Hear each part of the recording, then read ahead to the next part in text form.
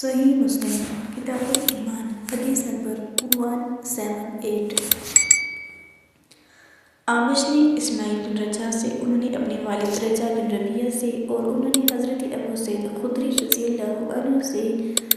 نیز اعمش نے قیس بن مسلم سے، انہوں نے طارق بن شہاب سے، اور انہوں نے ابو سعید خدری رضی اللہ عنہ سے مروان کا مذکورہ والا واقعہ اور ابو سعید خدری رضی اللہ عنہ کی حدیث جو انہوں نے نبی صلی اللہ علیہ وآلہ وسلم سے سنی اسی طرح بیان کی جس طرح شعبہ اور سفیان نے بیان کی۔ صحیح مسلم کتاب الایمان حدیث نمبر 179۔ صالح بن کیسان نے حارث بن فضیل سے، انہوں نے جعفر بن عبداللہ بن حکم سے، انہوں نے عبد الرحمن بن مسور سے، انہوں نے رسول اللہ صلی اللہ علیہ وآلہ وسلم کے آزاد کردہ غلام ابو رافع سے، اور انہوں نے حضرت عبداللہ بن مسعود رضی اللہ عنہ سے روایت کی کہ رسول اللہ صلی اللہ علیہ وآلہ وسلم نے فرمایا، اللہ نے مجھ سے پہلے کسی امت میں جتنے بھی نبی بھیجے، ان کی امت میں سے ان کے کچھ حواری اور ساتھی ہوتے تھے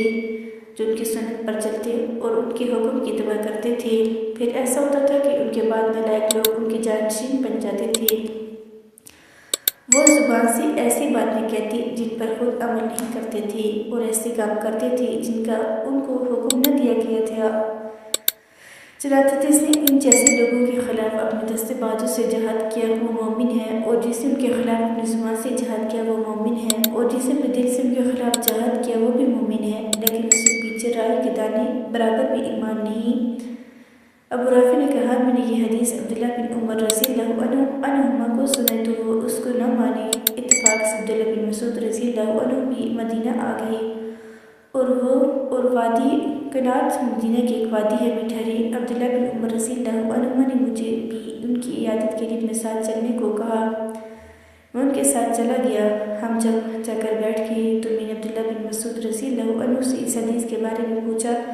تو انہوں نے مجھے یہ حدیث اسی طرح بھی سنائی جس طرح میں نے عبداللہ بن عمر رضی اللہ عنہما کو سنائی تھی۔